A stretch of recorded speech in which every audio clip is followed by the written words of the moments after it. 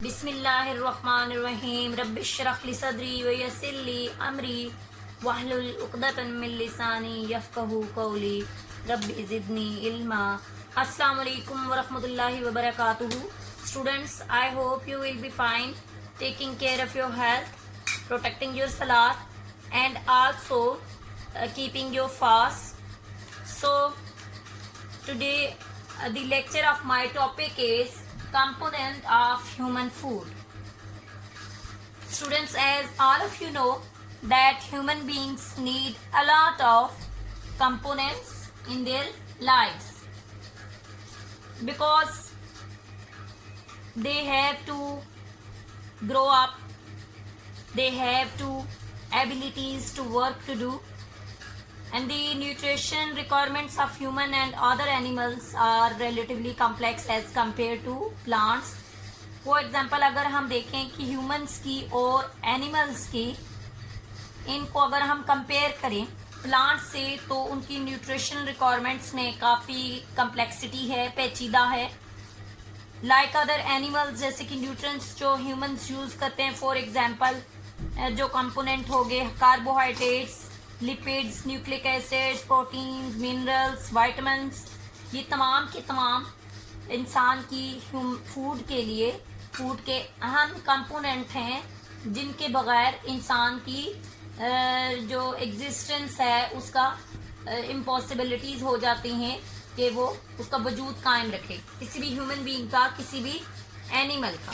सबसे पहले हम करेंगे पहला जो मेन कंपोनेंट है कार्बोहाइड्रेट. सबसे पहले हम कार्बोहाइड्रेट्स के बारे में करेंगे. Students, carbohydrates are the basic source of energy for all animals, and that is contain 4 kilocalories per gram, and useful carbohydrates are maltose, lactose, sucrose. ये तमाम के तमाम शामिल है. और इनके जो कार्बोहाइड्रेट्स हम गेट करते हैं वो कहाँ से करते हैं? ब्रेड से, pastas, beans, potatoes, rice, cereals वगैरह से. मैं आपको कार्बोहाइड्रेट्स की कंपोजिशन, इसकी कैटेगरीज बता देती हूँ. कार्बोहाइड्रेट्स जो हैं ये कार्बन, देखें कार्बो से है तो इसका मतलब है कि कार्बन और हाइड्रोजन, ऑक्सीजन, जो कि ये इन 3 एलिमेंट्स का से मिलके कार्बोहाइड्रेट्स बना है. कार्बोहाइड्रेट्स की कैटेगरीज हैं, 3 कैटेगरीज हैं. एक जो है हमारे पास मोनोसेक्राइड्स आते हैं, एक हमारे पास मोनोसेक्राइड्स हैं और एक हमारे पास जो है दूसरे हैं डाइसेक्राइड्स हैं. और जो तीसरी है हमारे पास जो सेकंड कैटेगरी है, लेकिन आती वो इसके अपनी अपनी हैं. अब ये कैटेगरी जो है हमारे पास स्टार्च है. जो हमारे पास मोनोसेक्राइड्स हैं, फर्स्ट में आपको सबसे पहले मैं आपको मोनोसेक्राइड्स के बारे में करवाऊंगी कि व्हाट इज मोनोसेक्राइड्स और ये हमारी बॉडी के लिए ये इम्पोर्टेंट कितने हैं, इनका क्या फंक्शन है. सबसे पहले इनको कहा जाता है सिंपल शुगर. इनको क्या कहा जाता है? ये कितने मॉलिक्यूल से मिलके बने? ये सिर्फ और सिर्फ एक मॉलिक्यूल, सिंगल मॉलिक्यूल से मिलके बने हैं. ये सिंगल मॉलिक्यूल से मिलके बने हैं और इनको कहा जाता है मोनोसेक्राइड, तो जो कि शुगर में आते हैं. सिंपल शुगर है हमारे पास.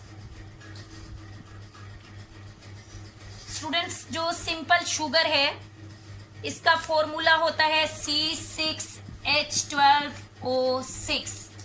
ये सिंपल शुगर का फॉर्मूला है.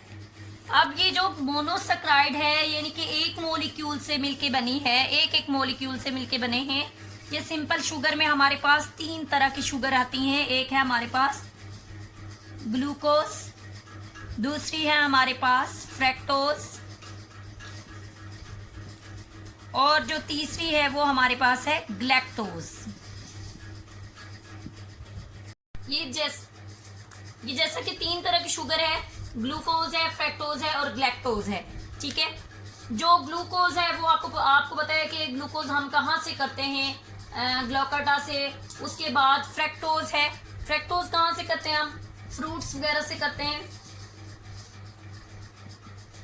और जो हमारे पास ग्लैक्टोज है ये हमारे पास मिल्क के अंदर जो शुगर होती है उससे आता है। मिल्क के अंदर जो शुगर होती है शुगर से आती है। ठीक है, उसके बाद जब हम सेकेंड, ये तो हमारे पास पहला हो गया कि कार्बोहाइड्रेट का सिंपल शुगर की आपके पास आ गई। सेकेंड हमारे पास ये मोनोसेक्राइड में आते हैं। दूसरे हमारे पास आते हैं डाइसेक्राइड्स। स्टूडेंट, डाइसेक्राइड्स का मतलब है 2 मॉलिक्यूल से मिलके बने हैं। कितने मॉलिक्यूल से? 2 मॉलिक्यूल। 2 मॉलिक्यूल्स इसमें इन्वॉल्व होते हैं। इसका फॉर्मूला है C12 H22 और O11। ये हमारे पास डाइसेक्राइड्स का फॉर्मूला है। इसमें हमारे पास एक आती है हमारे पास सक्रोज और दूसरे हमारे पास आते हैं माल्टोज और तीसरी हमारे पास जो आती है वो कौन सी आती है? लैक्टोज। सक्रोज जो है ये क्या होता है? ये जो हम चीनी खाते हैं, इसको जो हम यूज करते हैं घर में, ये सफेद चीनी जो हम यूज करते हैं वो है।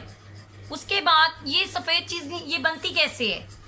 ये ग्लूकोज और फ्रैक्टोज से मिलके बनती है। ये सफेद चीनी किससे बनती है?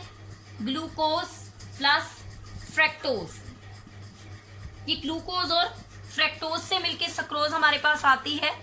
उसके बाद ये देखें आप, इसके भी जो है ना 2 मॉलिक्यूल्स हैं। इनके देखें सिंगल सिंगल थे, फ्रूट्स आ गए और ग्लूकोज हो गया। उसके बाद हमारे पास ये भी मिल्क के अंदर जो शुगर है ये भी हमारे पास एक एक, ये मोनो है, ये एक एक मॉलिक्यूल आ गया। यहाँ पे हमारे पास आप देखेंगे कि सक्रोज 2 मॉलिक्यूल से मिलके बना है।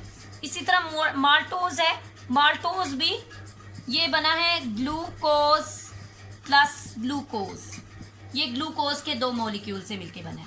उसके बाद लैक्टोज है, ये एक तो ग्लूकोज से बना है और एक किससे बना है? ग्लैक्टोज से। एक ग्लूकोज और दूसरा ग्लैक्टोज। अब ये 2 से मिलके बने हैं, तो ये 2 मॉलिक्यूल्स क्या हुए? डाइसेक्राइड्स हुए और डाइसेक्राइड्स का फॉर्मूला ये है। थर्ड हमारे पास है जो कार्बोहाइड्रेट की कैटेगरी है वो हमारे पास स्टार्च है।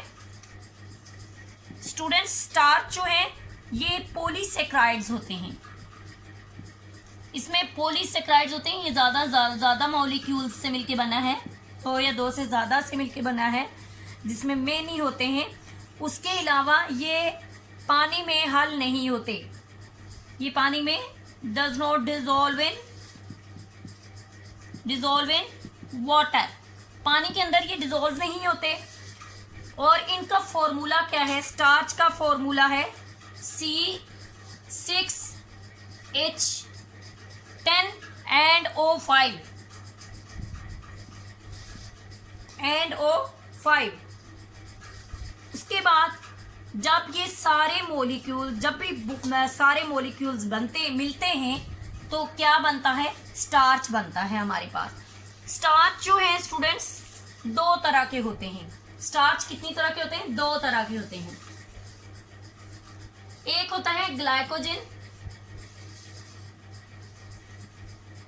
और जो दूसरे हमारे पास होते हैं वो सेलुलोज होते हैं। अब ग्लाइकोजन क्या होता है गौर से सुनिएगा। ग्लाइकोजन ह्यूमंस की बॉडी के जो लिवर है, जिगर है, ग्लाइकोजन का बता रही हूं, लिवर और मसल्स, ये कहाँ? Liver and muscles.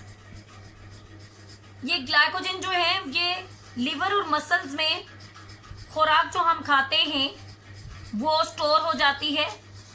और अब होता क्या है कि कुछ ऐसी खुराक है, फॉर एग्जांपल एक इंसान 4 रोटियां खाता है, 2 रोटियां चली जाएंगी हमारी बॉडी यूज करेगी और 2 रोटियां जो होंगी वो कहाँ पे? ग्लाइकोजन में स्टोर हो जाएंगी। ठीक है, अब नेक्स्ट है हमारे पास सेलुलोज। और ग्लाइकोजन का ये है कि जब हमारे पास वो जो 2 रोटियों का, अक्सर हमें ऐसे होता है कि भूख लगती है बहुत ज़्यादा, तो हमें जो है ना थोड़ी देर के बाद वो भूख भी ख़त्म हो जाती है। उसकी वजह ये होती है कि जब इंसान की जिस्म से जो आई हुई खुराक होती है वो तो ख़त्म हो जाती है, जो ग्लाइकोजन में सेव हुई होती है वो आती है, फिर वहाँ से वो एनर्जी मिलती जाती है और तब तक वो बॉडी के अंदर सर्वाइवल होता रहता है। और ग्लाइकोजन जो है ये लीवर और मसल्स के अंदर जो है इसका खुराक स्टोर होती है, और ये तमाम ह्यूमंस बींग्स के। सेलुलोज जो है इसको हम फाइबर बोलते हैं। क्या बोलते हैं? फाइबर। फाइबर ये डिसॉल्व नहीं होते। इसका एक और नाम है जिसको रफ एज का नाम दिया जाता है।